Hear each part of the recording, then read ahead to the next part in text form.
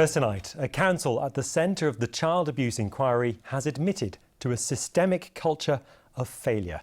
Those were the words used by bosses in Nottinghamshire when they were speaking to us ahead of a report into decades of abuse in children's homes and foster care.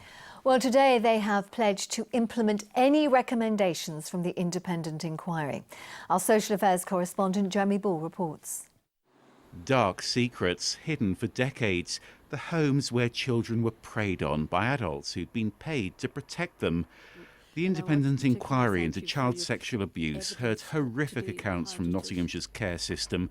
Now the police and councils are bracing themselves for the official report later this month. I can't apologise enough to the survivors and their families.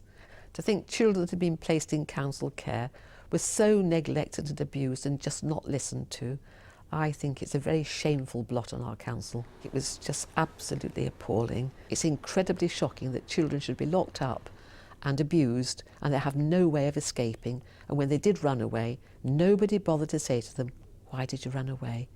And some horrific crimes were committed against children by employees of this council. Should heads roll? I don't think there are any heads left here to roll. I think we are in a very, very different place. Most of the abuse took place a generation ago, but now these old, large institutional homes have been replaced by smaller family units, and there are several ways for children to report their concerns. I was shocked to my core. It's my belief there was a systemic culture of failure at all levels within Nottinghamshire County Council and the other councils involved.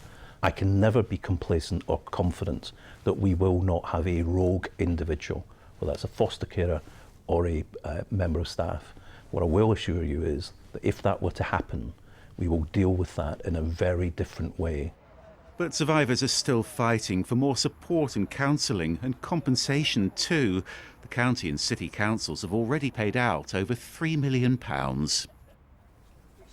Jeremy's with us in the studio now. Jeremy, some very frank admissions from the council there today, but why are they so confident that it is better now? Well, because the care system has been transformed really since most of this abuse took place. That culture, first of all, which meant so many victims simply couldn't complain. These days they're visited in private, away from potential abusers. They can ask to speak to someone from an independent children's charity too. They're even testing an app so children can raise concerns on their own phones. And these days they also have single bedrooms. That's important because some of the abusers were other children who shared their dormitories. And this is all coming to a head now because Professor Alexis Jay publishes her inquiry findings on the 31st of this month. In the past, of course, she's written scathing reports on child abuse in Rotherham and Rochdale. And this one isn't just looking at what went wrong, it's also looking at how widespread child abuse was and, crucially, if it was covered up when survivors started coming forward. And those findings are going to be used to make national recommendations. OK, Jeremy, thank you.